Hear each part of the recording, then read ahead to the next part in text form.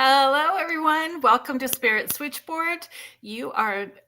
I'm your host, Carrie Lynn Shelford. Sorry, I had a little moment there. You are listening to us live on the United Public Radio Network and the UFO Paranormal Radio Network, 105.3 in the Gulf Coast and 107.7 FM out of beautiful New Orleans. If you are interested in checking out all of the great shows that UPRN has to offer, please head to their website. It is uprntalkradio.com. All of the shows are listed there. There is thousands of archived shows for you to access and enjoy. And you can follow UPRN on all of their socials. We're just going to move some things around.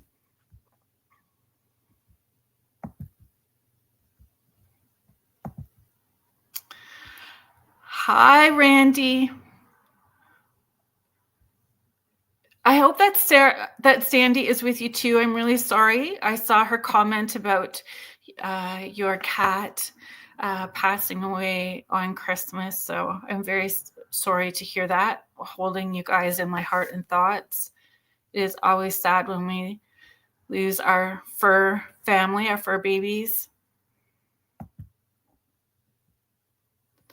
Heather Stewart McLaughlin, hello. Michelle Plummer, James Grar, Tanya, Denise Mitz, Heidi Gold, Julie Dow. Thank you so much for being here, everyone.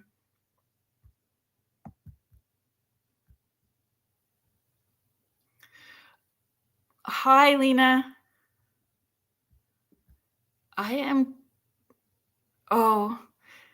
Thank you, Randy. Thank you. There's so much to talk about with our guest tonight.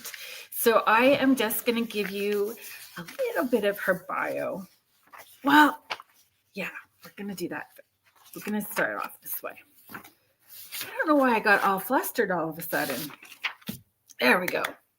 I think my ADHD brain went sideways because I know all the things that I want to talk about and I'm so excited. Oh, Deb Morse, thank you for being here. I'm glad that you are safe. I know that being in California right now is very scary. Yeah. And we have our Canadian folks heading down there to help out. So that's wonderful. I saw that as well, too, that our Prime Minister was sending people down there. Hi, Joanne. Thank you for being here tonight. Okay, our guest. Look how beautiful is this book. Look at how beautiful that cover is. It's so beautiful. Linda Starwolf has been shamanic visionary teacher and guide to thousands of people and is the author of 13 books, the creator of Shamanic Breathwork, the Shamanic Healing Initiatory Process, the founder of Venus Rising Association for Transformation, and founding president of Venus Rising University for Shamanic Psychospiritual Studies. She is also co-founder of the Shamanic Mystery Tours and guides spiritual seekers to travel as emissaries to sacred shamanic sites worldwide. Please welcome to the show, Starwolf. Hello. Hi. Thank you for being here. Thank you. Yeah, there's a lot of energy out there in the world. I feel that energy very intensely right now. The elemental world is really, really activating a lot of people. And you mentioned that right off the bat. And I just wanted to go ahead and say this now before I forget. And that is, I really want to thank the people from Canada, our Canada brothers and sisters, Canadian brothers and sisters, and also Mexico, our Hispanic brothers and sisters who have been firefighting. So I think it's really important to remember that we're one world, right? And that we're connected and that we're not separate. And we may be separate countries, but we're not separate as far as humanity goes. And it's important that we acknowledge our brothers and sisters who reach out and help us during hard times. So thank you both. It's there's so many things to talk about that as well too, just even on an energetic level, what fire is, like that rebirth. It is starting new, getting rid of old. There's so many aspects to that. And being in that, if it's the age of Aquarius as well too, that it is about community. It's about everyone coming together. So there's just so many layers that we can start with. Deb Morris, thank you. We're so grateful for the international help. California loves you. Everyone is saying hello. Heidi Gohl, she is coming in from Colorado. She is saying hello. Hi, Lois Clark. Thank you for being here.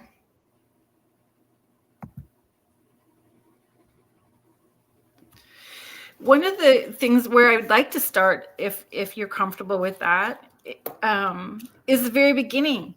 Were you a curious child? Did you have experiences as a child? Like, we're going to start like right at the beginning. Well, I don't know where else to start. I mean, I think it's a great place to start. And Yeah. I think that I'm probably like most children, magical, inquisitive, open-hearted, excited, freshly landed on the planet, and connected to nature, Yes. connected to animals, connected to the great mystery of everything. And I think that's our truest nature. But yes, I particularly was, because I grew up in a little rural area in Western Kentucky and I was born in 1952. And so that's quite a while ago. And it was very rural, and my family had grown up. My mother grew up without electricity, things like that. And so when I was a little girl, they finally were getting indoor plumbing, and they depended totally off of the land for food, and grew all their vegetables, and they had eggs, and my grandfather raised enough creatures for them to have year-round supply of food, and everything was treated humanely. So I grew up loving animals, planting gardens, being barefooted from the time school was out to the time it started in the fall. And my grandmother was a Shamanic Baptist, who called on Jesus, the fairies, and the aliens at night to protect us. Tell me more about that. Like, that's a whole lot of, because my mom, so I have been able to see spirits from the time I was small, and full time, like as a career, for 18 years now. And my mom's friend, who's now crossed over, was a Baptist secretary. She was the secretary for the Baptist church, and she was horrified with everything that I did. She used to tell my mom all the time, "I'm praying for her." She was scared of it. So I would love to hear more about your mom. Well, it was more about my grandmother, because my mom was a young mother. My father had just come back from the Korean War, and they both worked hard, and my father became a state policeman, and my mom was working in a department store, the dime store, they called them back then. But anyway, my grandmother, Mammy Jones, her people were from the old country. They were from, my grandfather's family was from Ireland, and my grandmother's was from Scotch-Irish. And so that's on one side of the family. But anyway, they were very, some people would call it superstitious, but I just believed in the fae world, the fairy world, the spirits, those kinds of things. But at the same time, they were Baptist. But my grandmother, there was no conflict for her. She would, like I said, at night we would sit outside and swing. And when we planted the gardens, she'd pray to Jesus, and then she'd pray to the fairies, and then she would pray to the nature spirits. And so to me, it was all mixed in together. There wasn't a separation. It wasn't until later on that I said some things in places I shouldn't have, that my grandmother said, there's certain things we don't say in front of other people. Like fairies, that's a private matter. UFOs and aliens, that's probably best to keep to ourselves too, And I'm like, well, what about Jesus? Can we talk about Jesus? She said, you can talk about Jesus all you want. So anyway, it was a mix of, like, I didn't quite understand that. As I grew older, of course, I understood exactly why. Because when I said in Bible school that my dog had died, and that I knew that, and I was sad, but that I was also happy that my dog had gone to be with Jesus. And the Sunday school teacher said, that's blasphemy, because animals don't go to heaven. And I said, well, mine do. So And so my grandmother went in and told her, said, don't you ever tell that child again that her dog is not in heaven with Jesus. Yes. Why would they teach us all about, is it Saint Francis of Assisi, if our That's animals right. that's confusing. Yeah. And it's so different from what my native elders taught me as I grew up, that I met and connected with. And that was, they always said, when your dog is passed over, or your horse or whatever, they're now in the spirit world. Now they're a spirit animal for you, those kinds of things. Or if you come upon a creature that's passing and you sit with it and you hold the energy for it as it passes, it's part of your spirit medicine and it's still with you from the other side. So, you just, sometimes it's confusing when you're younger. It's actually not confusing until other people confuse you, because we know as children. Yeah. And then we lose that spark. We lose a bit of that sense of wonder. Yeah. Well, I call it soul loss, that we come in whole, where we don't come in damaged, no matter how difficult the pregnancy or anything else was. We don't come in damaged. We come in whole. We come straight from source. We come straight from the source of great mystery. How could we be damaged? And we're born in love, not sin. For the first thing, we're not born in sin. We're born in love. Regardless, even if your mother was a rape victim, you are still born in love. You come here as love. And then it seems that it's set up for us to go through these challenges. And maybe we take that curriculum, before we come. I remember when I went to the University of Kentucky to become a licensed social worker and therapist, I signed up for some courses, and later on, I wished I hadn't. They were very difficult, and some I couldn't see the purpose of them at all. And others I just had to take. And I wonder sometimes if that's the way it is on the other side. So this looks fun, or, okay, this is going to be what I need to learn. And sometimes learning something is not learning what you're going to do, but learning what you're not going to do. Mm-hmm. Yes, for sure. And in the end, we use all of it, whether it was an uncomfortable situation or uncomfortable time period. It's part of the growth, right? And part of what I try to practice. Thank you for giving me the opportunity to say no. Thank you for giving me the opportunity for walking away from what's not good for me. Like there's something good in it somehow. We can find good in everything, right? Well, it's medicine. We call it, in the shamanic world, we call it medicine. And, you have the medicine. Sometimes it tastes good and you love it and it's wonderful and that's great, like a sunny day and the, beautiful sky or a rainbow or rivers or being with loving friends and all those kinds of things, dancing, singing. And then sometimes we have medicine that doesn't taste very good. A little bit of sugar will help the medicine go down, but sometimes we have medicine that's difficult and it's not tasty and it feels horrible sometimes. And I've had many experiences in my life, both from the light and the dark. And what I've learned is like it says biblically, is that all things work together for good for those who love God or love the great mystery or love, you can say instead of God, if you want to, you could say all things work together for good for those who love goodness. That's lovely. That's lovely.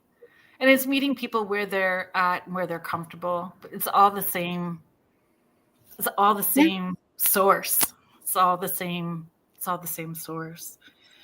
When I was just starting my journey, I call it coming out of the witchy closet. So when I was like coming out of the witchy closet, I had the opportunity to connect with a shaman in Northern Ontario. And I was really tired. I think a lot of us that do light work in whatever way it is that we are being of service for our community and the world around us hit a very low point, right? We all hit these come to Jesus moments. Which path are we going to take, right? And this shaman was very adamant with me because of the history within our family structure. He said that I needed to be extra, extra careful. He said, because a lot of us that do this work, a lot of people like you, he said, end up becoming alcoholics. That's And true.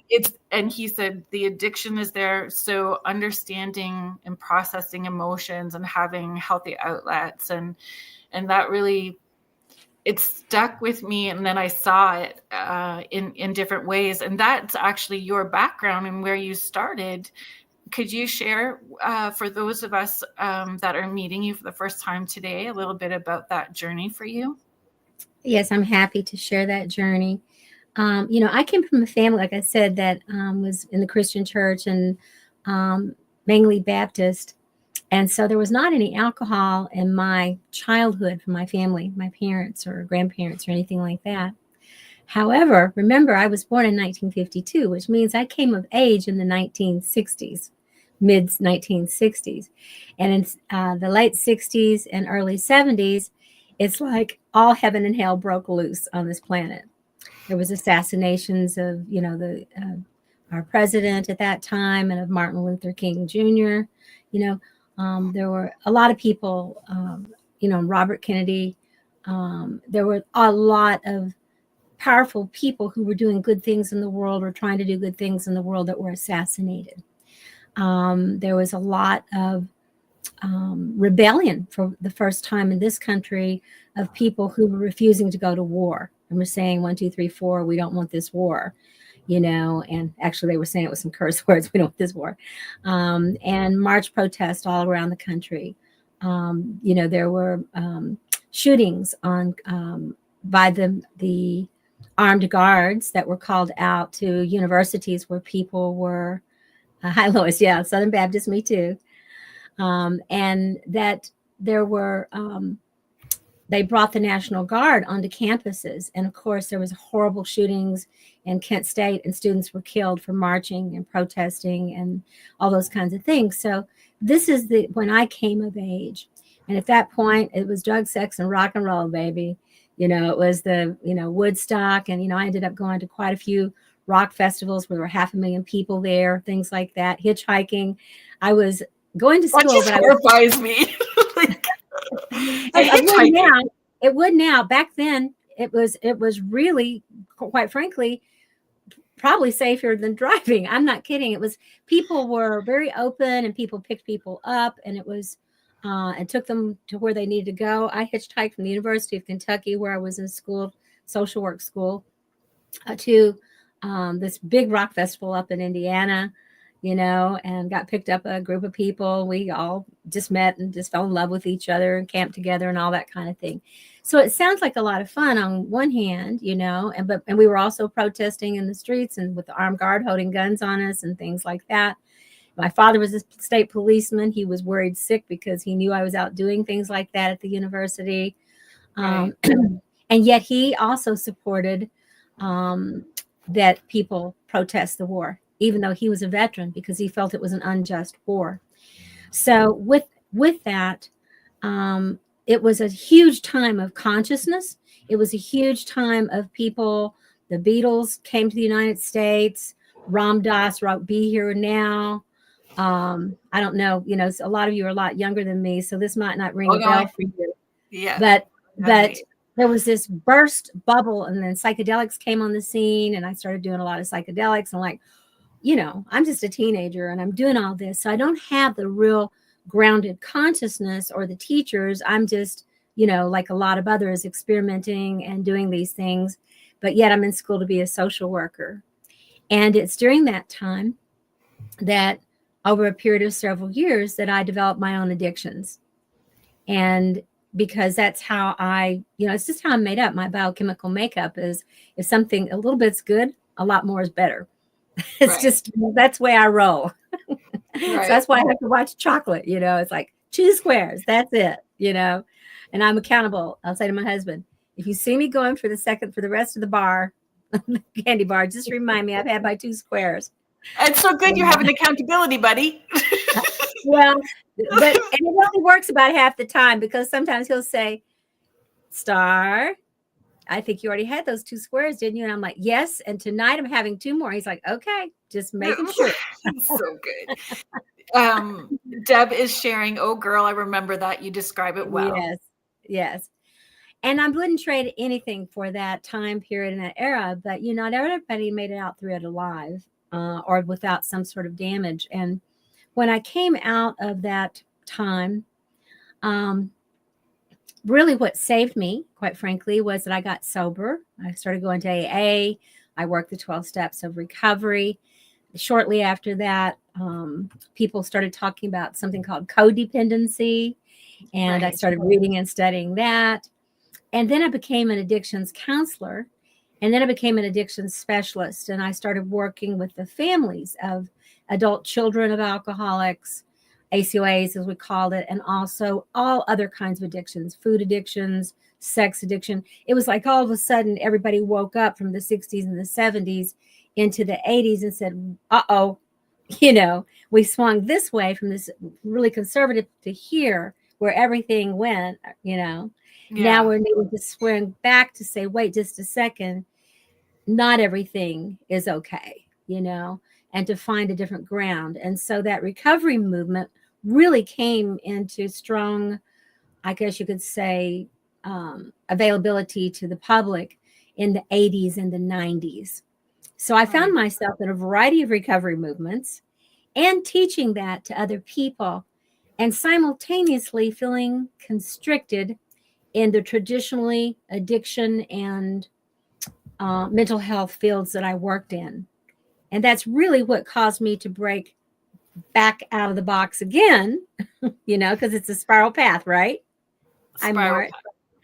To break back out of there again. And this time, what I discovered is that what I was really calling in was the shamanic path, which could embrace the light and the dark and walk the spiral path of birth, death, and rebirth, and understanding that it's not a linear path or a circular one, that we're constantly going through awarenesses and little deaths and rebirths, or bigger ones, bigger cycles of death and rebirth.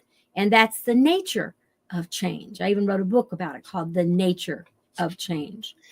So that was a really important thing for me, because I think for the first time I finally felt sane when I found the shamanic path, because I understood it, that nature was in charge, that I'm part of nature, and that there is a supreme nature or higher state of consciousness that is, when I put my nature into its hands, if you will, and become a part of the environmental balance of things, that I can walk the good road, and that I can share my medicine with the world, and that I can be healthier in body, mind, and spirit. I'm 70, I'll be 73 this year, and I'm the healthiest I've ever been in my life, So if there's anybody out there thinking like, I don't know, I'm 30, I'm 40, I'm 50, whatever, it's never too late to have a happy childhood, and it's never too late to get your health and to feel in balance with yourself. That's right. 100% agree. Hi, Contessa. Thank you for being here. I just want to read Heidi's comment to you. In the beginning of my journey, but before I came out of the witchy closet, I had such an amazing life-changing experience and have much respect and a special place within my heart and soul with shamans. That's such a big part of it, that honoring that there is light and dark, there are highs and lows. And I watch people comment about shadow work and doing shadow work like they want to sever that piece of who they are, but they can't. Yeah. They have to honor that part of who they are and understand it in order to be whole. Well, it's disrespectful to disown parts of ourselves. It's abusive. We can say that other people are abusive to us, and sometimes they are, but nothing usually is more abusive to us than our own mistreatment of ourselves. The various addictions that we take on and harm ourselves, we don't mean to, but we do it, until we learn differently. But also just neglecting ourselves, neglecting our health, neglecting what we truly are called to in the world. Sometimes people want, Hi. Oh, James is going to be 73 this year too. Hello, brother. James lives in Washington in this cabin on the mountains with Sasquatch in his backyard, and he is very intuitively mind, body, spirit connected to his land and property and the animals that he shares space with. James, I'm right there with you. I'm on the top of the mountain here. We have 50 acres that we shepherd, and we're right next to Cherokee, and we're surrounded by millions of trees here in Western North Carolina. And for me, everything here is constantly talking to me. Every time I walk outside, every tree, every bird, every stone. Some days it's hard to get anything done because I'm listening so much to what nature is talking to me about. And we're so, and this is part of it. We are so connected to everything. And so Deb is sharing 70s are the new 40s. Me yes. Too. Healthier than ever before. So true, Deborah. I just wrote my, Aquarian Shaman last year, which is my 13th book. I've got 3 more books that I'm working on. Have been published by major publishers. I'm very grateful. Yeah. I feel like that this is the time of my life that I survived for. I had 2 near-death experiences in my life. 3, if you count that I had a near-death experience at birth. I just don't fully remember that one. And so, I figured by now that my experiences need to be near life experiences, and so I'm really dedicated to that. When we're fully connected, mind, body, spirit, we are fully present. And so it's magical. It is magical when we are connected to everything around us and we are fully living our path and purpose, right? Catherine Johnson, thank you very much for sharing out the show. That's very appreciated. Thank you so very much. So why do you think it is so important or it's vital? I think there's more people becoming more consciously aware, taking responsibility and accountability for their healing and growth and reconciliation. They're moving forward. Why do you feel that's happening now? Do you have some thoughts about that? Oh yeah. What I will say is that stuff is hitting the fan. Yes. The shamanic fan. It is. And it has been. And, the world has always went through cycles. In fact, we know if people believe in science at all and look at nature, you can see then, the geologists and scientists can see this, that on this planet, we've had at least 4 extinctions or near extinctions over billions of years. So the earth is not a stranger to complete devastation and rebirth over billions of years. The earth itself, and my Wolf Clan grandmother that adopted me when I was much younger, she said to me, the earth is specifically here to teach people about light and dark. It's a beautiful planet, a beautiful elemental planet. But this is kind of like the doctorate degree of the universe or the multiverse. It is a school. Okay. And that it truly is a doctoral program. And it just kind of think about an advanced program that where individual souls would say, okay, I think I'm ready. I'm going in. Okay. And come here. And then, for one thing, look how we get born. It's kind of strange if you think about it, being carried around another human being, at least hopefully it started in a good way with 2 people who loved each other, hopefully, that created the form. But then we're inside of another human being and we're being informed with the DNA of everything that's coming through that human and all the lineages of that, which is all the way back to the original peoples here on the planet and maybe even from outer space. All of that is going into us. And then we're born in the most bizarre of ways. All right. And we come out in all kinds of ways, where it's Caesarean, foot first, head first, butt first, however. We come out into this world and we're completely helpless. Completely. Talk about vulnerability, lessons of vulnerability. We are completely dependent on something else. And depending on the mental state, emotional state, physical state, whatever of those beings, will deeply inform our psyches about what's safe or not, who we are. It affects us tremendously. And then, of course, even after that, growing up, what we learn from religious institutions, educational institutions, from our families of origin, all those kinds of things, creates the shadows of what's acceptable and what's not. And that's okay, because we need to push something in the shadow, like do not hit Johnny in the face with that brick. That's not a nice thing when you're angry. You need to repress that. Maybe you need to go outside and run for a while and play. So we learn how to put things in shadow safely. Shadow is actually a healthy mechanism, as long as you know there's stuff in there. Okay. It's when it's an unconscious shadow, when it's dangerous, and you go, me? I wouldn't hurt a fly, Meanwhile, you're doing great damage. So just looking at human behavior and consciousness, all the things that happen, horrific things that happen to babies, to children, to adults, also some of the really awful things that we might do, especially if we're caught up in an addiction, or if we're hurt, and the angry words we might say, or just, some obsession that we get caught up in. All of these things are somehow, I believe, growing us as souls. And we have the golden opportunity while we're here to explore this light and this dark.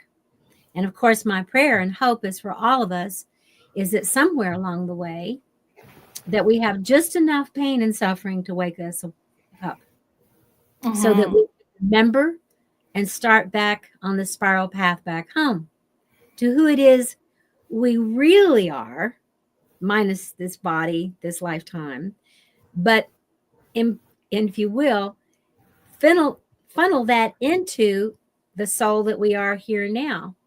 And then life changes, doesn't it? We really are born again, like the Christians speak about, It's true. And we are. And, the shamans say that, and say that the shaman is the twice or thrice born. And so we are born again, reborn. And suddenly we have new eyes. We have heightened senses. And most of us, I believe, when we have that kind of experience, we can't keep it to ourselves.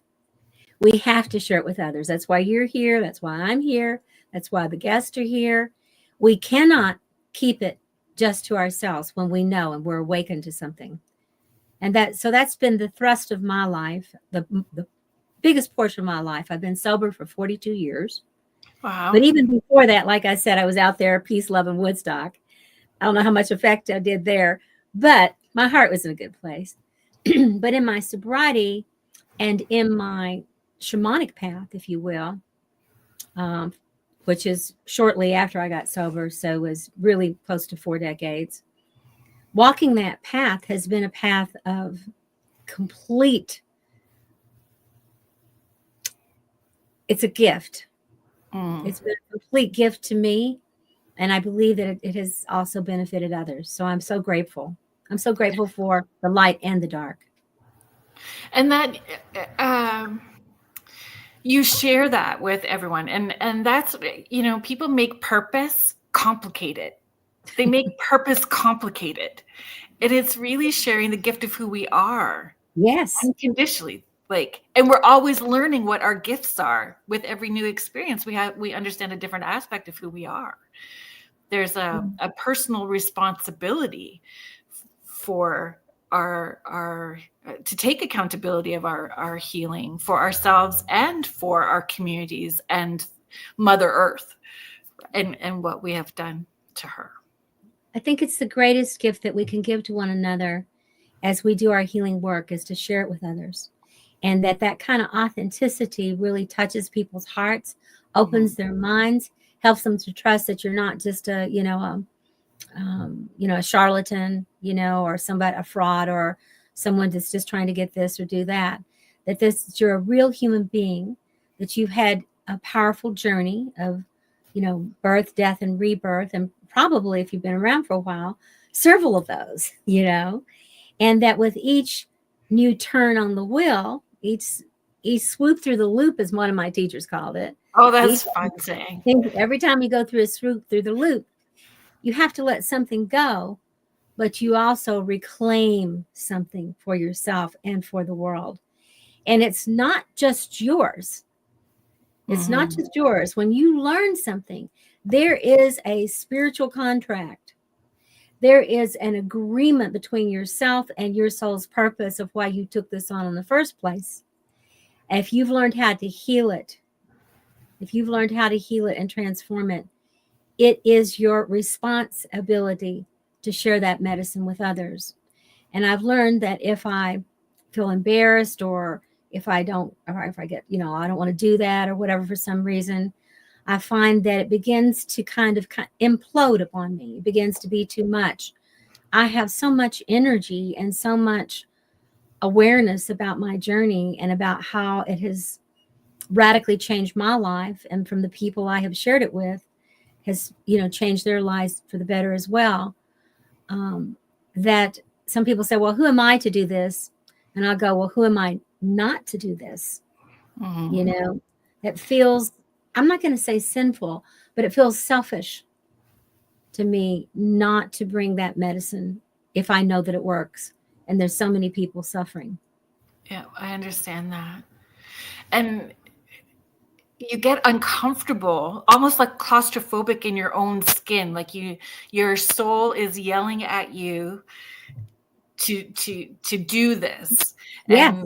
And you get angsty and then when you start doing what you need to do, there's a calmness and grace and ease that seems to follow. And when you do look back at who you were at that point in time, it's that opportunity to have forgiveness and compassion and show yourself grace. And like, I do not resonate with who I was. I will be 53 this summer, and I do not resonate with who I was at age 29. I'm grateful to her. Yes. I am She super survived. grateful. I'm She grateful. But yeah, I am not on that frequency anymore. Mm-hmm. Isn't that interesting? The 29, people say, well, it's 29, you're getting ready to be 30, but it's more than that. There's that time period from about 28 to about 32, but especially 29 to 30. Mm-hmm. Janis Joplin, Jimi Hendrix, and Jim Morrison, and there was one other, all died at 29. And that, it's the first Saturn return in your life astrologically. And when that Saturn comes back around, Saturn comes back and it kind of sits on you energetically and says, change, it says, grow or go. It really does. And whatever sober means to you, it doesn't have to be about alcohol or drugs. That's but right. It's about waking up. To be sober is kind of like slap by the universe, like, who are you really? And it's almost like the universe says, okay, we're going to give you 29 years to screw up.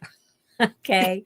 And to do all kind of things and go out there and check things out and do all this stuff.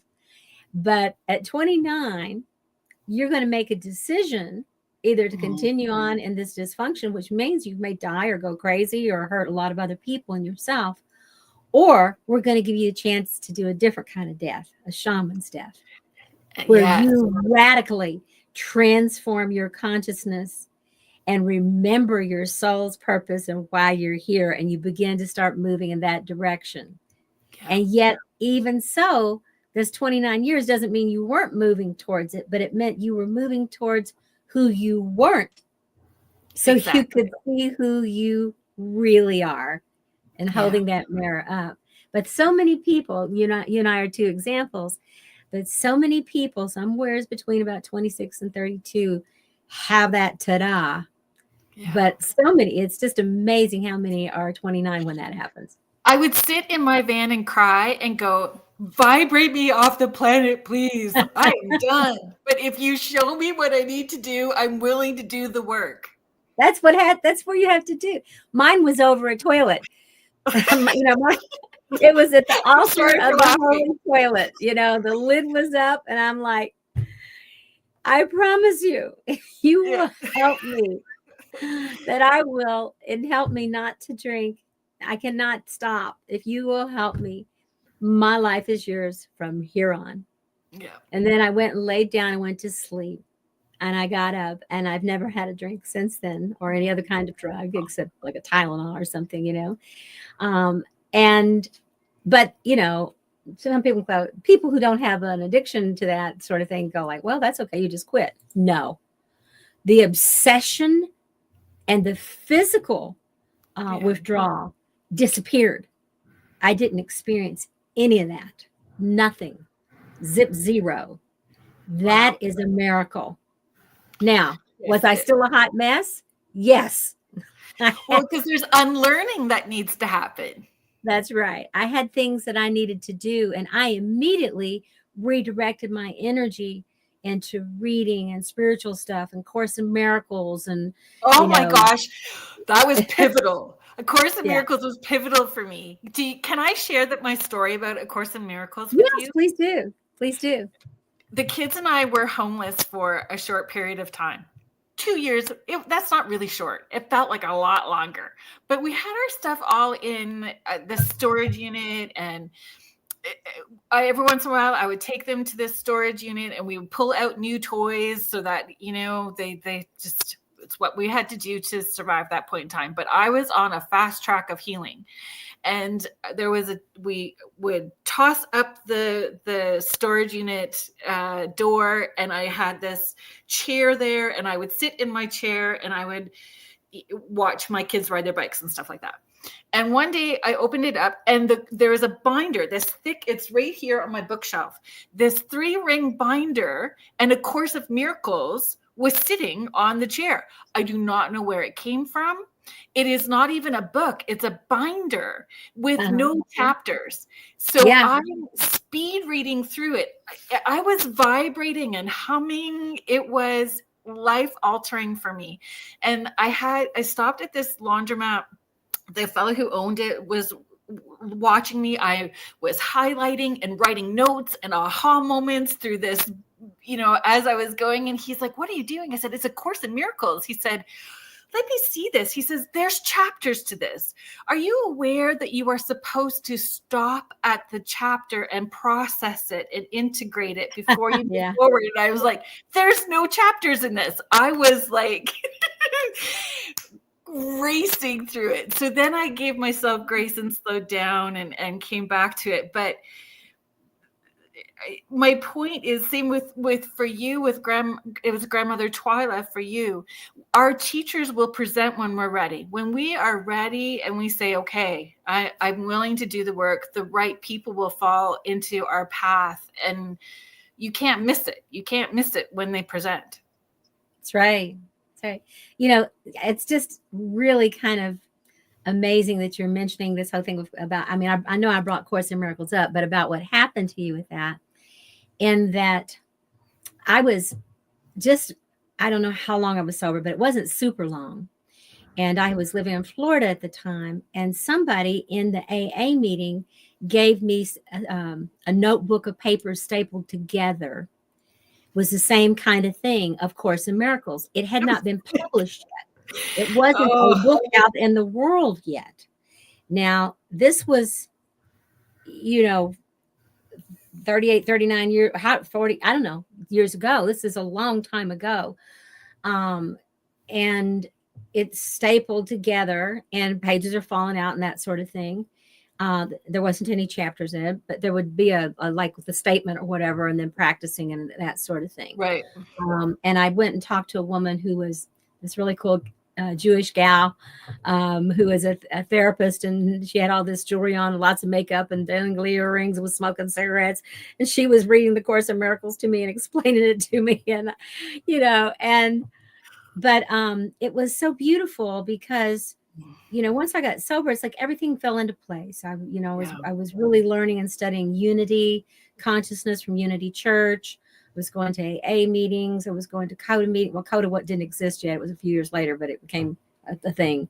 But then I had this Course in Miracles, and I kept meeting people actually in the 12-step program where I was living in Florida who were elders who had been there at the beginning of when AA even started. And I was just a young whippersnapper, and they were all older, and they were giving me metaphysical things to read and mystery school stuff to read that I've never seen since then. So it was interesting that a lot of people that were in AA, I think a lot of people, that had been in addiction are really truly spiritual people who've been looking for spirituality, and it's hard to find it in the world sometimes. And so we find it in the spirits of alcohol or something else. And that's been true for the native cultures who had their medicines taken away from them when they were given alcohol. That's where they found spirit too. So it's interesting. We've had a couple of people just in the past few years from the reservations who've come to our programs and who got sober through our programs with breathwork and shamanism, and they were Baptist. Baptist Cherokees. So, and there's nothing wrong with being Baptist. So I don't want people to hear that I'm putting that down at all. I still have the love. I have a deep respect and love for Christ energy. Right. But I find it, you can't just pigeonhole it all, because here I am working with some native people and spiritual people who are alcoholics themselves and helping them return to shamanism. Right. And still have their Christian beliefs as well. So because we can integrate it all. I just want to get to, there's so many comments and questions that I want to address. I don't want anybody to feel. So let me, okay, come right back up. Okay, so Heather Stewart McLaughlin has this beautiful property, and she's built a retreat on it. And come to the forest, so you can follow her on social media and this beautiful thing that she's got started there here in Ontario. She said, I'm starting a program soon that includes a Course of Miracles, and she's so excited. Beautiful. Lois Clark is saying, oh, Carrie Lynn, Kim and Rhonda absolutely showed up when I said I am ready, and now this is my nodal year. So I'm so glad that you met Kim Sage and Rhonda Harris. They're wonderful people and heart-centered, truly working from their heart space. When we were discussing alcoholism and those connections, or trying to deny it because it wasn't socially accepted as far as spirituality. Lena, I'm just coming up. I need to, Joanna's saying my first Saturn return was very pivotal in my life. Here we go. Thanks for being patient, Lena. Do you think that the shift in collective consciousness is the abundance of people bursting and growing on Earth? There's definitely a shift happening, she's saying. Can I respond to that? Please do. I believe that just as I hit a bottom when I was 29, that the Earth is hitting a bottom right now. And that birth, I truly believe, is primarily been coming for a long time. And it's a result of the unconsciousness of human beings' actions. Now, I'm not saying, I don't want to go into, human beings are worthless or they're stupid or sinners or, I'm just saying that people haven't been taught. In fact, they've been redirected and they've been influenced. I know that I was, and I know that other people have, for a large part, just really have not been taught what it truly means to be conscious and how to do your own healing work, how to heal yourself, how to get the help that you need, those kinds of things. And we've been cut off from nature, human nature and nature in the world, the elemental world, which, that's why so many people go out now and instead of a therapist, they go and sit by a tree or they go and jump in the river, because that's the true therapy, not that I think people shouldn't go to therapy and stuff. I think that's great. But I'm just saying we've been cut off from the wisdom of the earth, and then we've been cut off from the wisdom of our own bodies.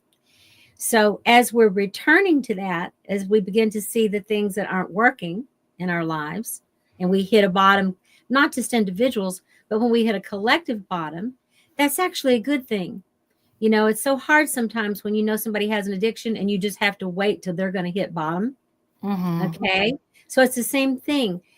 My only concern is working in the field of addiction. I know that sometimes a person's bottom is death or insanity or doing something so in their addiction that actually destroys other people and things. Right.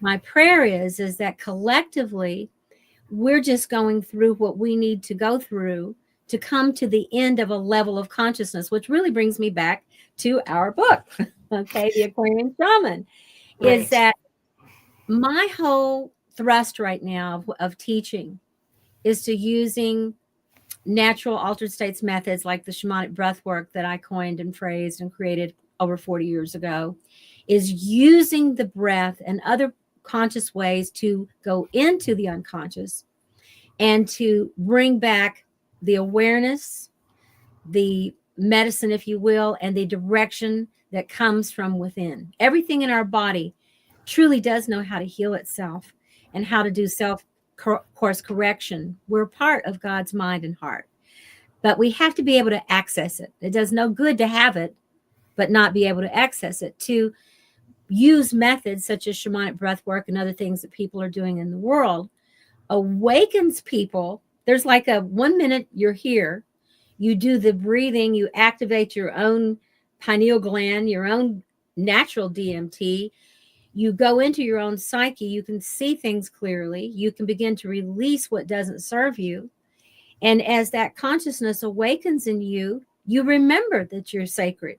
You remember that you're holy. You remember that you have a sacred purpose. And no matter how far down you are or how disconnected you've been, soul parts begin to come back. And extractions just naturally happen that you release things and no longer choose to do those things. It is a miracle. It is truly miraculous. And that doesn't just happen. And I know because I've worked in the mental health field and addictions and clinics. It doesn't just happen in everyday consciousness.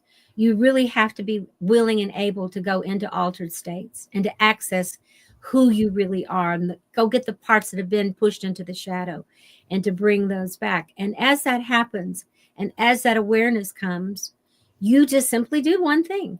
You wake up and remember who you are. You're like Sleeping Beauty. And when you are kissed by that consciousness and open your eyes and awaken, there's no going back. No, you literally cannot go backwards. And with that awakening, you then begin to realize that there's nothing worth not being who it is you really are. And when that happens, then in my world, you have just become the Aquarian Shaman. You have become this Aquarius energy that's been talked about, sang about, especially during the 60s, the age of Aquarius. You know, we were just premature at that time, but we were predicting it. But this has been written in the stars. It's been written in the heavens forever. Okay. It's been there saying, it's like people say we don't have a map. Wrong. We do. We have a map in the stars. And it says, when these planets line up in this way, there will be a kind of Kali Yuga energy that comes. There will be a huge shakeup upon the earth. And Aquarian energy is very electrical. It's very Kundalini. And it will come and it will move through people and things upon the earth, and people will awaken. Now, when all that alignment that people talks about is the aftermath of once things have started to be taken apart. So if things are coming apart in your life, I want to say to you, and I don't mean to be flip about this, congratulations. Congratulations. It's a good day to die. It's a good day to let things die and to make that turn around on the wheel and move in the direction of your soul instead of your ego. Contessa, Contessa, I have your question. Just 1 second, because I want to just comment really quickly. Melody is sharing, amazing that the universe places it in front of both of you the similar way, but Course in Miracles. I wonder how many others receive their copies in the same way. I envision this guardian angel going and placing the book around these years ago. She is also sharing there are so many people opening up right now, people of all ages. I see it every day and it's magical to witness, which is part of the path too, in order for us to hold space to witness other people's journey, right? to be inspiring for them as well too. Contessa's question was, what happens to those who don't find their purpose? Do they come back and relive the same life? Well, do you remember, has anybody seen that movie Groundhog Day? I don't know if you remember it, but in that, and I can't even think of its name right now. We used to be on Saturday Night Live, if anybody remembers that. Oh, I can't think of his name. But anyway, some of you know who I'm talking about. But in that movie, he just keeps waking up every day and it's the same day, the exact same thing over and over. But he's aware, that these things are happening over and over, but he's kind of caught in this rut, and we talk about in addiction, what is addiction? Bill Murray, thank you, Michelle, that addiction is doing the same old thing in the same old way and expecting a different result. The same old thing in the same old way and expecting a different result. And that's addiction. It's a distortion. It's a type of mental disturbance or even mental illness.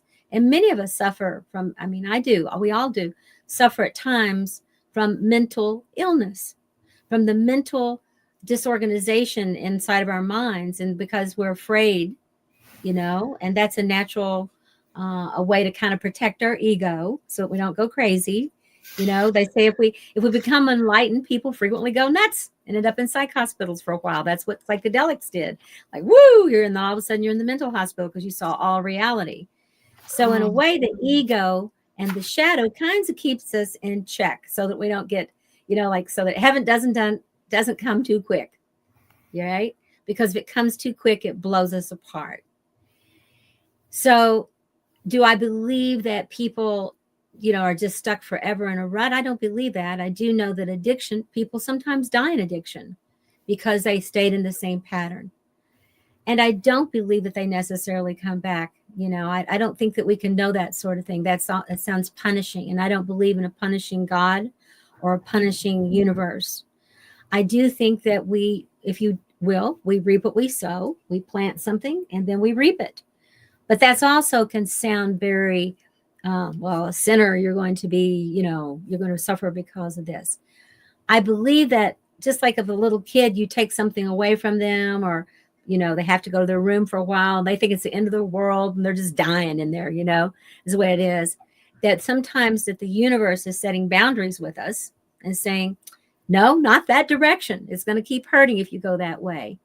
And whether it's over and over in this lifetime, or if there's other lifetimes that we repeat that, we think of it as that we're born and we live and then we die. But the reality is that our consciousness is never born or dying. Our consciousness is conscious. Our superconscious is conscious and it knows exactly what we're up to all the time. But having the human experience and allowing human beings to wake up and become conscious is different. Because we're hybrids, we're multidimensional beings. Yes. So to wake up in this dimension, we may have to take the test a few times. And I don't think that there's a universe out there or a God that's judging us for needing to take the test a few times. So I don't believe in that kind of punishment and those kinds of things. But we might need to come back and take the curriculum again in some way. It's just like I have all these books. And I just can't, I'll have to tell you, I'm like a book junkie and I've got books and books and books and books and books and books. And I have given away so many books and then I've had doubles and triples because they just ended up here. And I've got it narrowed down to a reasonable, manageable amount. I'm a book hoarder. And no, paperback books for me will never go out of, I guess. I love the smell of them. I know, me too. And to open it up to the first and to see what's coming up. But anyway, there's just this part of me that feels like, that I go back to the very same book that I read, 15 years ago. Just like I picked up a book the other day when I was teaching one of my online mystery schools. And I picked up a book to say, what do I want to teach about today? And I picked up a book that I haven't picked up since 1990.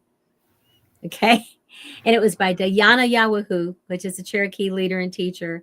And I looked it up and there was my name all those years ago when I was still Linda Piscatelli, and I thought, I wonder why I'm seeing that right now. And then I opened it up to another page and there was the exact thing that I needed to read for that moment. It was about dragons and about, yeah. And so it was a whole thing around dragons and everything. And then I was getting ready to teach a little bit after that. So I brought that to my group and about how, you know, it was so strange to look back all those years that I had a different name, but I'm still the same person. And that I had underlined a place about dragons. And I was born in the year of the dragon. I'm still very connected to the dragons. So I have a lot of wisdom around the dragon energy. So that's what I ended up teaching. So I felt like Diana Yawahu, all the way from back that time, who was an elder then, taught through me that day to my class and my group. Exactly. That's the way I roll, you know, and is allowing the universe to tell me, to inform me. My job is to keep my eyes open, my ears open, my heart open, and to be willing to act on that energy. Hi, Jeff Kirby. Thank you for being here. Hi, Wayne. Thank you for being here. James, I was just thinking the same thing. Thank you very much. James keeps me on time because I do have to stop at some point to do our station ID. So Thank you, James. He keeps me on track. So I stay on track. Hi, Jen. Thank you for being here. Thanks for being here. So if you are just joining us now, thank you for being here. You are listening to Spirit Switchboard, and I am your host, Carrie Lynn Shellhorn. You are listening to us live on the United Public Radio Network and the UFO Paranormal Radio Network, 105.3 in the Gulf Coast and 107.7 FM out of beautiful New Orleans. If you are interested in checking out all the amazing shows that UPRN has to offer, please go to their website. It is uprntalkradio.com. Yes. Oh my gosh, I thought I was having another moment. Thought I made a mistake. uprntalkradio.com, and you can thousands of archives. All the shows archives are there for you to access and enjoy as well too. And please take a second to follow them on all of their socials. If you are liking what Spirit Switchboard has to offer, please take a second and hit that subscribe button on YouTube. Hit the bell button for the notifications. I appreciate you guys and all of the support that I receive. So today's guest is shamanic teacher, mentor, author, practitioner, all around bright light, Linda Starwolf. Thank you for being here today. Thank you. It's my pleasure. Contessa, I want to come back just before we stop to do the station ID. We were talking, Starwolf was responding to your question about purpose and not knowing purpose. And we talked about sharing the gift of who we are. And, you know, I would ask a close family member or a friend, if you're having trouble seeing what your gifts are that you share, other people that are close to us sometimes see our light better than we can see our own light in moments, and maybe ask somebody to have that kind of conversation with you. Because I have connected with you before, and I see your light and know what you do as a profession, and that is sharing a gift as well too. So, you know, maybe having a different perspective would help you see that you are already sharing, you know, with the world right now. Mm-hmm. Just something to ponder. Just a suggestion. Okay, we are about to talk about one of my favorite things to talk about. And I hammer this home to people. It's all about breath. Yes. All about breath. It is all about breath. I do not feel that people realize that they are holding their breath not so much, that they hold the breath. I do not, and how much it disconnects them from feeling their intuition through their body, feeling spirit through their body. And it's amazing to watch them when they finally make the ahas, but so many people, it is about breath. Please, and you have studied so many different ways and techniques and teach all about breath. So please enlighten wherever you want to start. Start where your journey happened with breath. What was that like for you? Did you used to hold your breath? Were you a shallow? Yeah. Well, I don't know that I did that, but I will say this, and that is that I believe that almost everybody has trauma around breathing. At least from my generation, most people who were born, I would say in the 40s, 50s, 60s, 70s, maybe even still to the present, were born with anesthesia births. And so from the get-go, when you receive anesthesia, or when your mother receives anesthesia or is put out or are given a lot of medications when she's giving birth, you are also anesthetized as an infant that is in the process of trying to find the energy and the steam to get yourself born. So right off the bat, one of the first things that they're checking when people are born is, if they can breathe, and really trying to get those responses going. Now there's actually less anesthesia births now, but that used to be the preferable way, is to get the mother out of the way. Okay. So it's less difficult for the physician or whatever. When they moved away from midwives to modern medicine, birth became a medical surgery.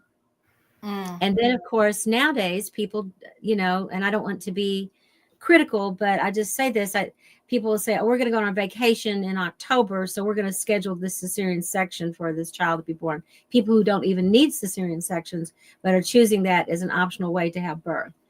I heard two people talking in the grocery store about, I've scheduled my cesarean for this time, and I'm like, okay, then. Anyway, so there's a way in which we have made birth a medical procedure and a drugged state, where at a time when the baby's heightened and the mother's heightened and the energies are all there and the spirits are working to help that child get born. So many of us are born with not having full capacity of our lungs and breathing. And that can also lower the immune system. So as a child, I had a lot of just kind of colds and, different things that were going on with me. And so my mother would then, she was doing what, modern medicine said, go get a shot, go get antibiotics, all those kind of things. So I was pumped up with antibiotics, which of course, over time, I'm not all black and white. If I need to take an antibiotic, I'll take it. I'm not, a Nazi about it.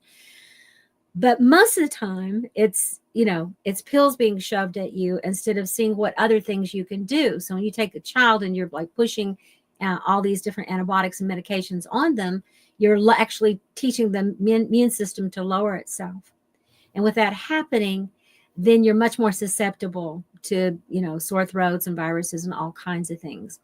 So my generation, it quite frankly was one of the sickliest generations that is. And I really believe it's because of modern medicine.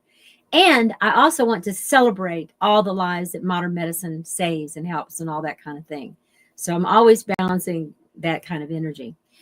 With that, in my life, I found myself, like I said, having a lot of bronchitis or cold and getting things and those kinds of things. So I did have a lot of breathing issues and almost had pneumonia a couple of times.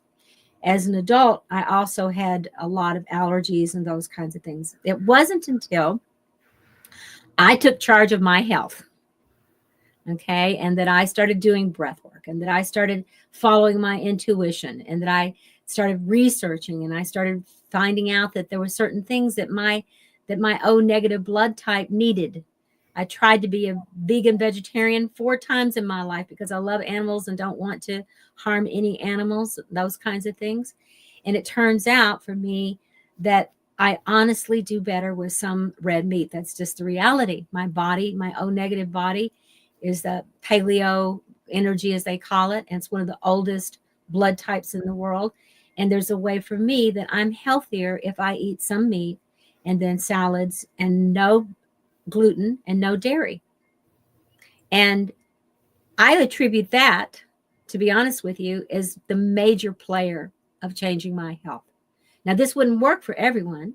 You need to, you need to figure out what's right for you. That's the point. I have many friends.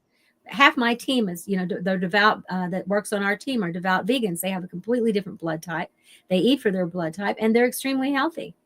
So it's not about right or wrong, and everybody has to join your church of what you do. It's about what's right for you. And in this moment. That's right. And it can change. But I'm a wolf. I belong to the wolf clan. Okay. I belong to Grandmother Twylah's wolf clan. And the wolf clan is a clan of spiritual warriors, if you will, very close to the lion clan. They're the leaders, the guides. They're the ones who are on the front lines, bringing consciousness. And we have run a lot of energy. We have to be very grounded, all those kinds of things. And the wolf clan teachings, the wolf is the teacher. So there's a constant energy moving through that it's not like something you do like any moment. It's with you all the time. So for me, is around breath work, when I discovered breath work, or it discovered me all those years ago, shortly after I got sober, my whole world changed. I started doing the breathing, and all of a sudden, the biggest thing it did for me was it helped me find me. When you go inside and you close your eyes and you breathe and you're doing breath work exercises, your consciousness changes. You begin to see a bigger picture. Old traumas come up. If you face them, deal with them, do the cathartic work around it, they begin to dissipate over time, much more quickly than even talk therapy. Although we do utilize talk therapy and art and all kinds of things in our process. But the key is the breath. And what I say to people is the breath is the first thing that you do when you come out of your mama. The first thing you do before you cry or anything, you go, you take a breath in. The last thing you do when you leave this earth is breathe out. It's the very last thing you do as a conscious being is you let go of your last breath and you're gone. And in between that first breath that gave you life and the last breath when you leave this life, you have this multiple times every day, every minute of breathing. Now, I like to say you don't have to be a genius to figure this out, that the breath must be pretty important if it's the first thing you do independently from your mom and the last thing you do independently of your body is to release it. And that somehow your spirit rides on the breath. It rides on that breath, the breath of God, perhaps, the breath of the goddess, whatever you want to call it, of great mystery, great spirit. And all the breaths that we take in between birth and death, we call life. And the quality of our life is affected by how we breathe. And I think it's even more than what we eat or what we drink or what we sleep or anything else, is how we breathe. Do we hold our breath all the time? Are we waiting for something to happen? Are we caught in trauma from past experiences, even from a birth experience? Do we, fully breathe and take in the breath of life every day? Do you find yourself, if you're tense, stopping and just saying, I need to breathe, instead of I need a drink or a cookie? Do I need to breathe? And just breathe. When I work with clients, the first thing I'll say to them when they're talking and we'll share some, I'll say, let's just stop for a moment. Please put your hand on your heart. Maybe everybody could do this right now. Just put your hand on your heart and take a deep breath. Full. And then exhale and feel yourself letting go.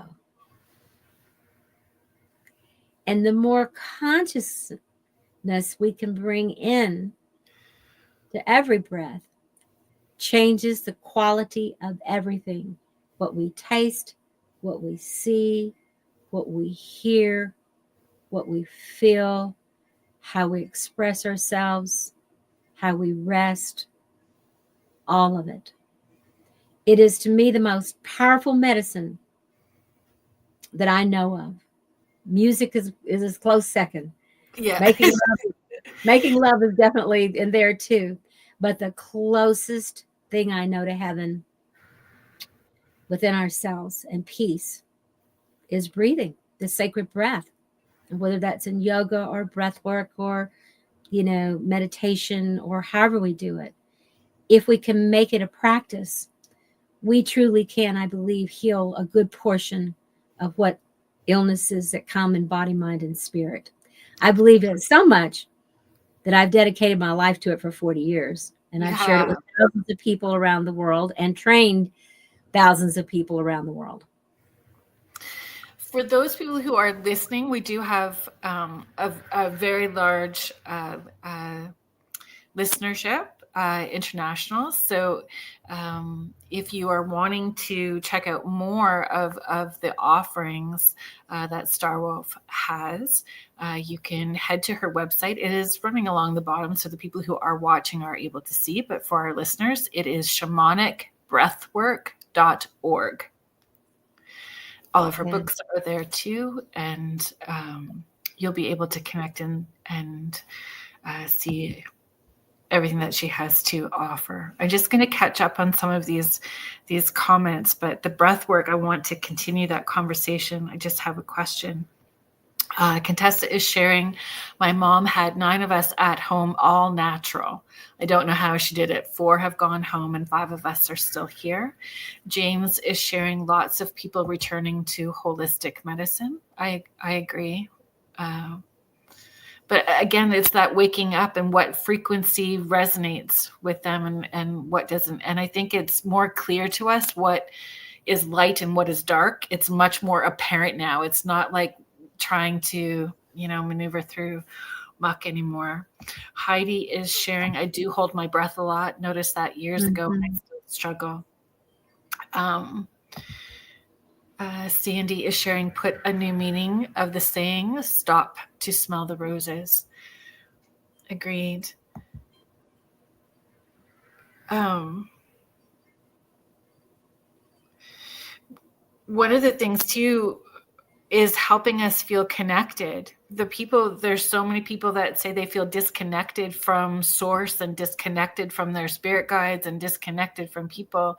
And it is that constriction. It is that holding of breath that is creating that disconnect. And I don't know. Do you find that when you give them those tools that it helps them see they've made it more complicated than it needs to be? Like they don't have to sit in lotus position for 8 hours all day long to get there, Well, there's many different paths, so I'm not going to criticize any of the paths of how people breathe or what they do to get to where they need to be. There's more than one breathwork church in the world, that sort of thing. But there does seem to need to be sometimes a catharsis. Sometimes people need to cry. Sometimes people need to scream. Sometimes people need to beat on pillows. Sometimes people need to rebirth and heal their birth woundings. Because one of the first patterns we create in life is how we get born. And how we get born imprints in our psyche how we do change. So if you have a traumatic or dramatic birth process, it can affect you your whole life and cause a person who's addicted to major psychodrama in their life, and to just always being in PTSD around something. Or if it's a drugged birth, it's like, well, things are supposed to be easy, is what the psyche says.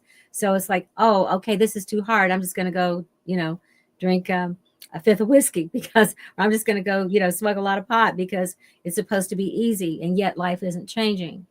So, there's so much. I mean, the breath is a science. And, Paramahansa Yogananda called it, the science of breath.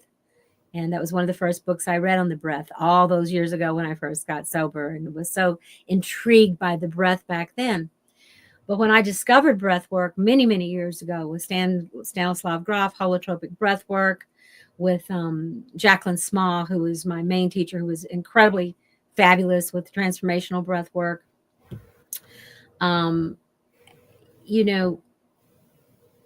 I feel like that in a few months' time or in a couple of years' time and going to these different trainings and healings that I went to, first of all, I feel like I saved my life. That was the first thing. I don't believe I would still be here. I wasn't exceptionally healthy or in body, mind, and spirit, even though I was trying to be, and was very spiritual in many ways and had always been a therapist and all those things.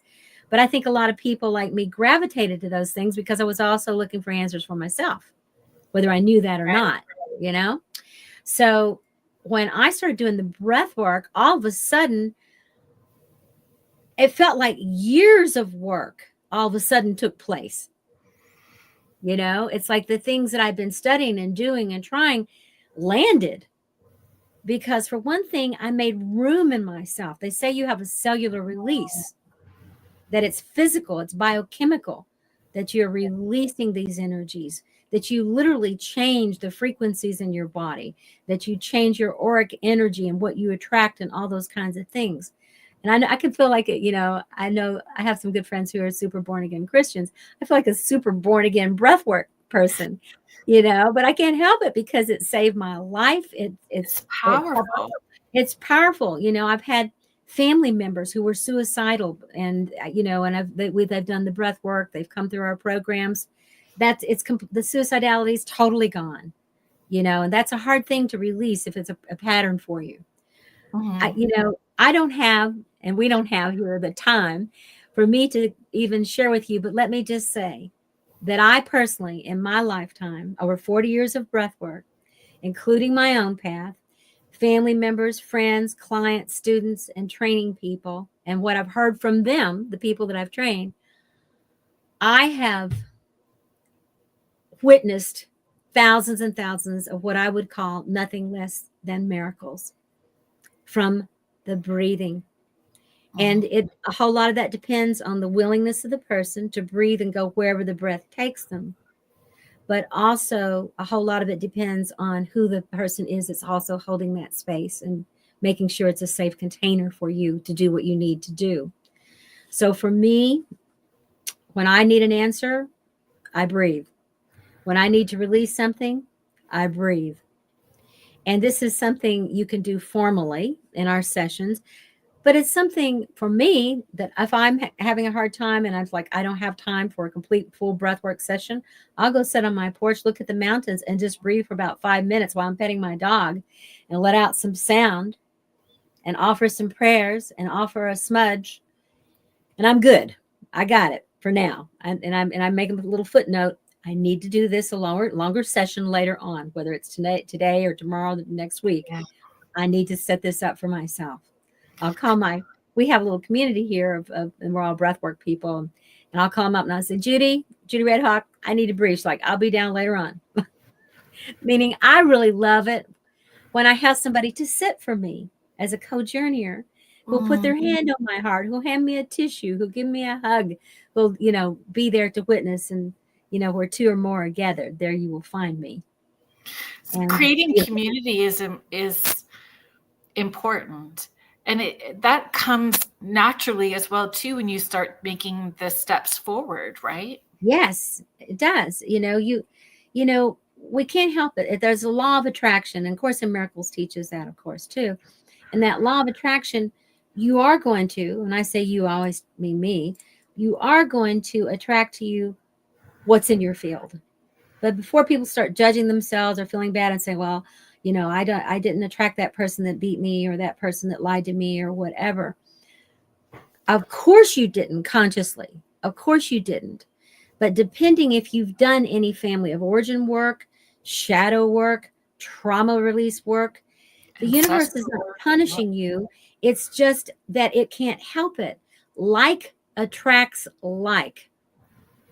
It really does. And that doesn't mean that you're a perpetrator too. But what it means often is that you're perpetrating yourself unconsciously by the foods you eat, by what you're taking in, by the people you're drawing to you. This is not to make anybody feel like, oh, she's saying that I attracted that rapist to me. I'm never saying that. Never. But I'm saying that in general, we will attract the frequencies that are coming from us from the traumas we've already gotten.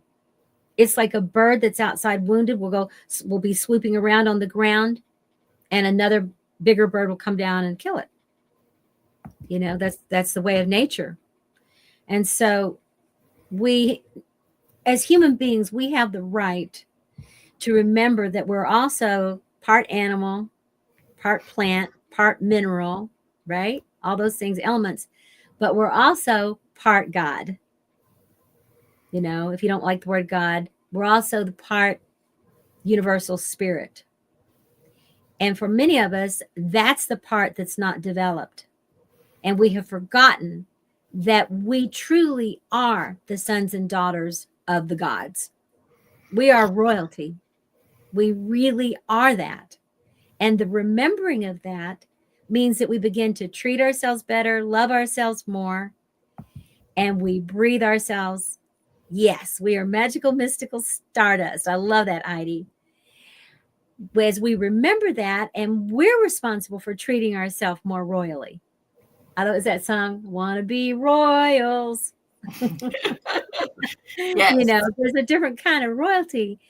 It means we acknowledge that beautiful, sovereign part of us, our soul, that wants to direct us to the right choices for ourselves.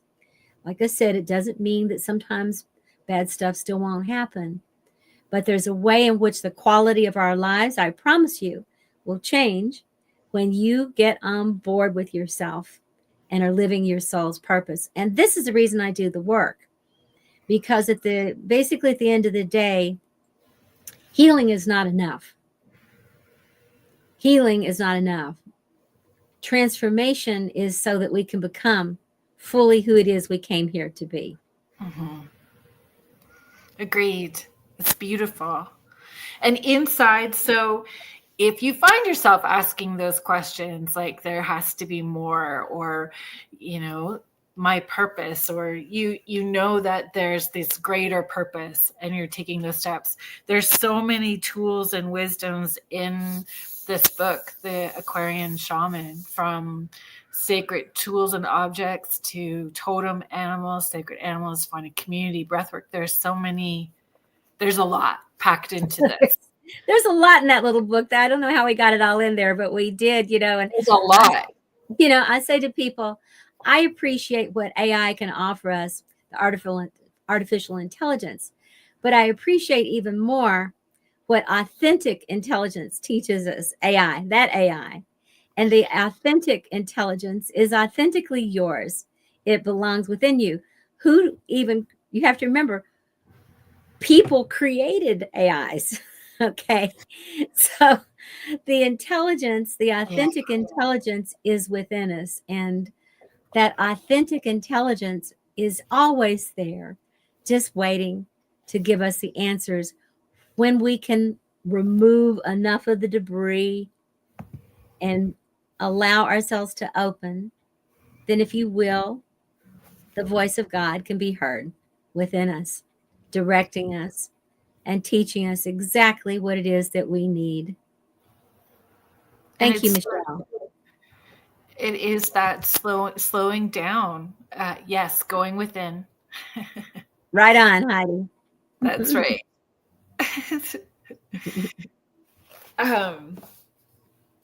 Yeah, and it's just beautiful. Like, it needs to sit as a coffee table book, but that's well loved and read. And it's somebody wanted to lend me a book. I think it was last week. Somebody offered to lend me a book, and I refused because I love them. I love them. Sometimes I need to get 2 and 3 copies of the same book because I write and make notes and I anyway, so I don't even lend books out really, but I will buy more than one so I can give them a copy as well too. But it is packed full, folks. It is packed full of tips and wisdoms and tools, and you're very vulnerable with your story, and sharing pieces of your story within it as well too. One of the things that I wanted to bring to your attention is in the book, in the appendix, there's all these pictures of people. Yes, I was going to see all your bright lights. And it says New Paradigm Aquarian Shamans. And it shows in here a lot of these people. I know everybody in here, and they're all friends of mine, but they're also just such amazing people, like Carly and John Madmore, who are take people to see the white lions in Africa, to Tammy Billups, who's an award-winning human interspecies healer, works with creatures and animals, and just on and on and on. There's all these amazing shamans in here that Shama Viola, who's been at Damanhur, if you know what Damanhur is, and she's been there in Italy, there at the as a guide there in Italy, and in Iceland, and just Tom Bluewolf, who's probably, I don't know, 75 or 80, who's been an earth keeper of lodges for many, many years. And, just different ethnic backgrounds. Nikki Scully with Egypt, and Granddaughter, who's all these people are friends of mine. Granddaughter, who's an amazing, been carrying a pipe carrier, I think, for 50 years now. It goes on like this and on and on. And so what I did with each one of them is I said, I want people to see what everyday shamans look like, and all around the world, they're all ethnicity, ages, genders, and each one of them has been doing their work at a minimum of like 20 years, so they're in their dharma, they're in their soul's purpose. And the beautiful thing about this is about 3/4 of those people, even after they were already masters, came and said, I want to do some more work, and became shamanic breathwork facilitators too with Venus Rising. So they use the breathwork as part of their medicine too. So that's been a real and that's honor. An authentic teacher. An authentic teacher is someone who understands that the learning is still every day. It is. Every year we've been invited for the last 8 years as shamans at the gathering of the shamans that takes place every year in Sedona, and the Ruiz family, Don Miguel Ruiz family is there, and Heather Ashamara, and different people that famous shamans around the world. And we've been there to take shamanic breathwork there this will make our 8th year in May. And everybody brings their medicine and shares it during those, 3 or 4 days. So it's a really beautiful, powerful conference there. But one of the beautiful parts of it is that when I'm not teaching, I sneak into other people's classes, and they sneak in, they'll come in, I'm just thinking about the guy who puts the whole thing on, Randy DeVille. He always says, Star, when is it you're breathing people? Because I want to come in and breathe, So everybody goes into everybody's, and the shamans are lying down with everybody else. So there's no hierarchy in that way. So it's a beautiful thing, that we're all still saying, I'm still learning too, and it's a spiral path. And it's community, not competition. That's right. There's, as I would say, there's 9 billion people on the planet, and we're a little screwed up. So there's no competition. We need all the help we can get. Right. To bring the healing work to the world. Agreed. And I love that you talk about music and play and creativity, imagination, all of those things that brought us joy as a child are things that most adults are missing in their world now. They need to come back to, yes, a sense of play and wonder. Well, we treat our shamanic breathwork journeys, if you will, as ceremonies. For me, they're sacred ceremonies. So they're sessions, and yes, we do sessions for people. But I'll say to people, are you ready and willing to step into a ceremonial space? Because we're going to create your space where you're going to sit down or lie down, and you're going to be in that space for at least an hour.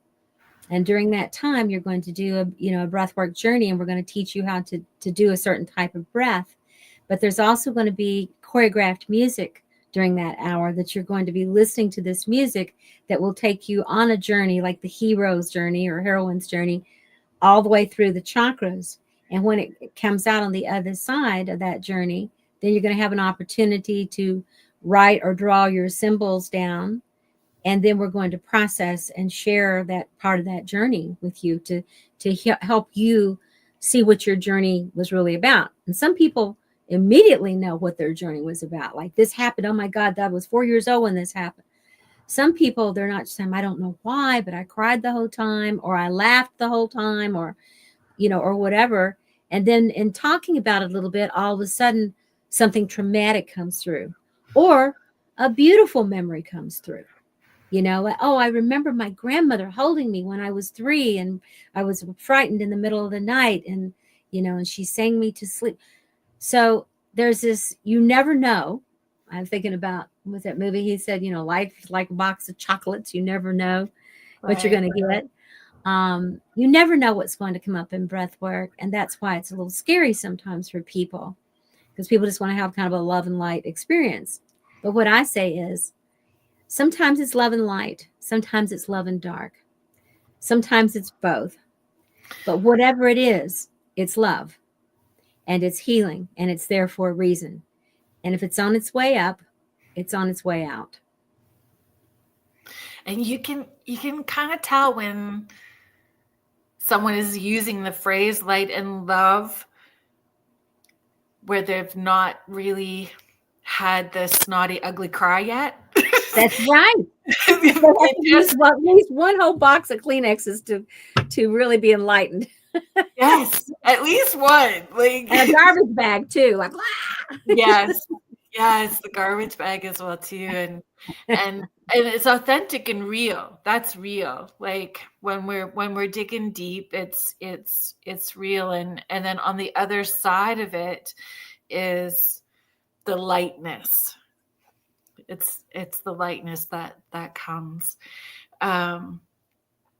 Oh, thank you. Oh, Deborah, I'm so glad that you're here too. So Deborah Hackett-Jones is a medical intuitive here in Ontario. Hi, Deborah. She has been on the guest. She's been a guest here a number of times, so you can access those archives if you're interested in listening. I'll just tell Deborah that my mother's maiden name is Jones. We might be related here. Soul families, healers. James Guar has a YouTube channel where he it's like a radio station. He plays music for people as well too. So he says it all the time that there's magic in music. Agreed. Yes. And Mish, did I get yours? Oh, where did I go, Mish?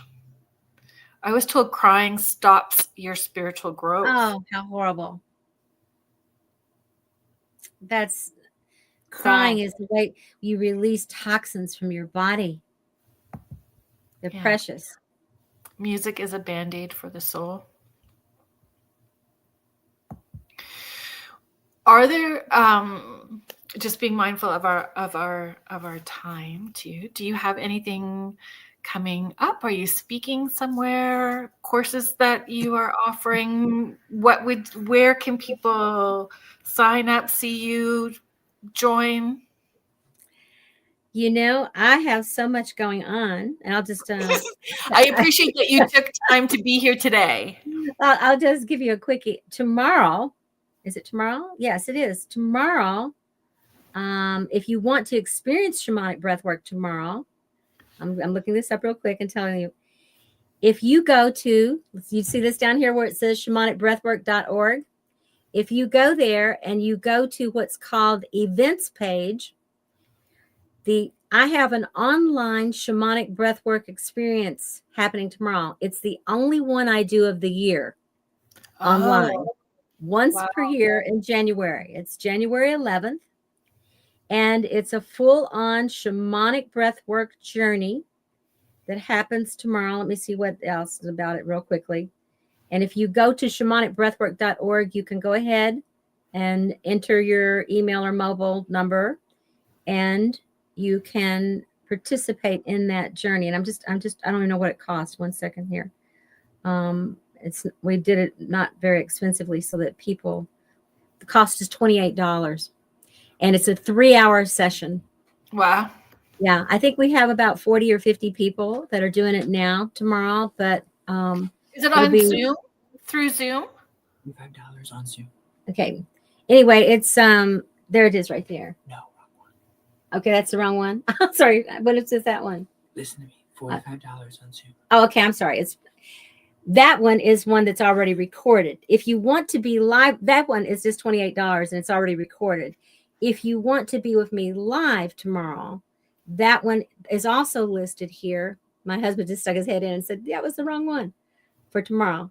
Thank you, Nicholas. The one that's on tomorrow, there we go.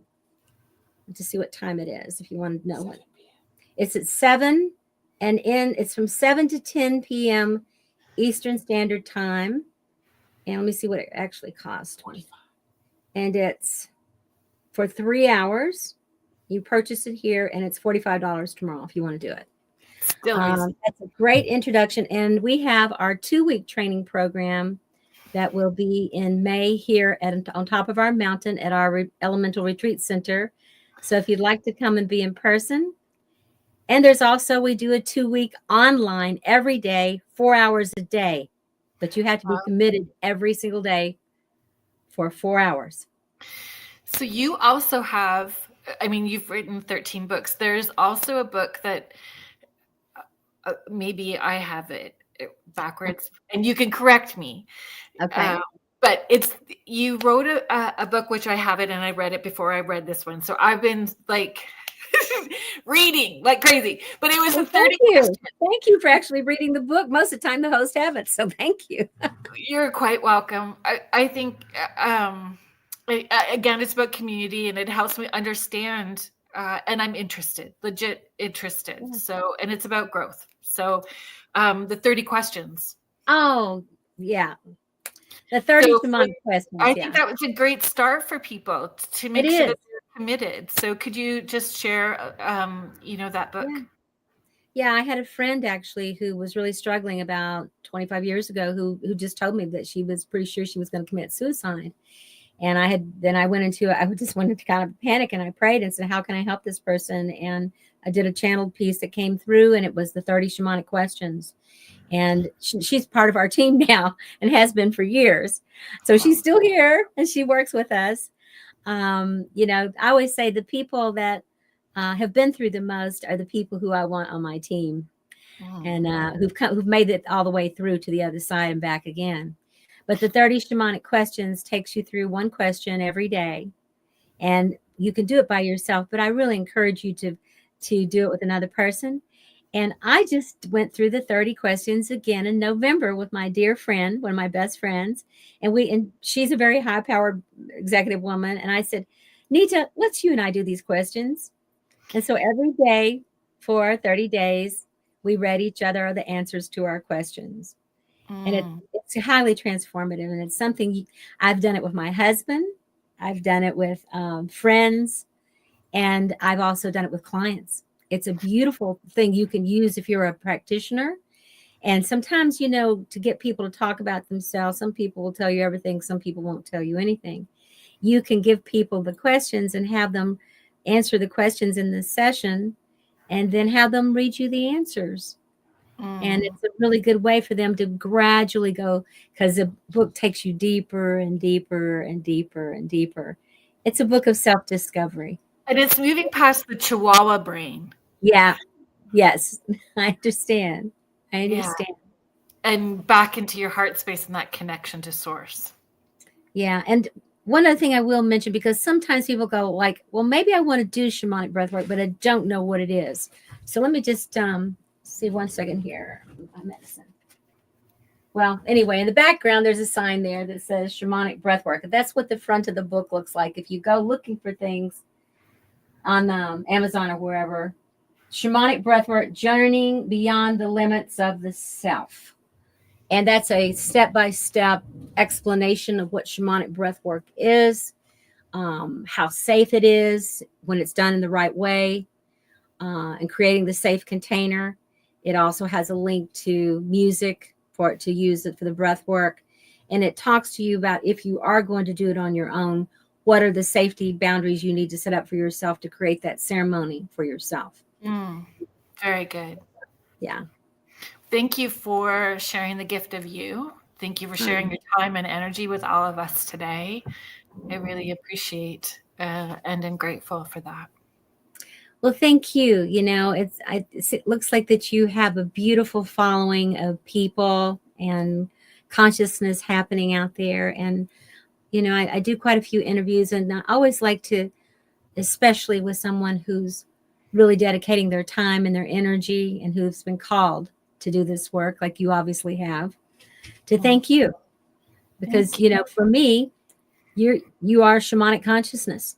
You are bringing that consciousness to the world in everything that you're doing. And so I bow of gratitude and thank you for doing the good work for yourself and for the world. Thank you. Everyone is just sharing their gratitude to you now as well too. Thank you. So thank you everybody that was listening, and your questions and your comments. I appreciate all of you so very much. You guys make the show what it is, and just am deeply humbled always every week by the support that you guys show. So I just want to do a quick shout out as well too. Like, thank you to Joe Montaldo, who's the owner of our network, and Michelle DeRoche, who is producer and supporter, helped me get involved with UPRN Network and the UPRN family. So thank you to the UPRN, United Public Radio Network, and the UFO Paranormal Radio Network, 105.3 and 107.7 FM out of New Orleans. Thank you so much, everybody. I hope that you all have a good week, and we will see you back here next week. Good night, everyone.